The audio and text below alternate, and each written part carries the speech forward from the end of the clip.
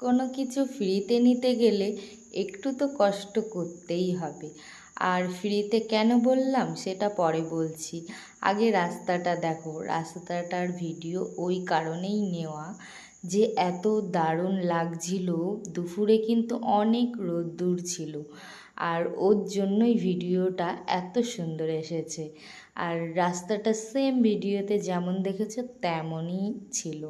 তো আমি গিয়েছিলাম গ্যাস অফিসে। আর আমাদের সরকার তো নানান রকম নিয়ম বার করছে, তো ডকুমেন্টস জমা না দিলে আর গ্যাস পাবো না। ওই কারণে। আর ফ্রিতে কেন বললাম, কবে একটা দুটো গ্যাস ফ্রিতে দিয়েছিল, তো ভবিষ্যতে যদি আবার দেয় ওর জন্য বললাম।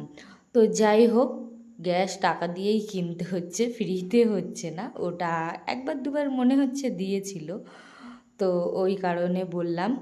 তো কাগজপত্র জমা দিয়ে আমি আবার বাড়িতে চলে আসলাম। দেখো রাস্তাটা।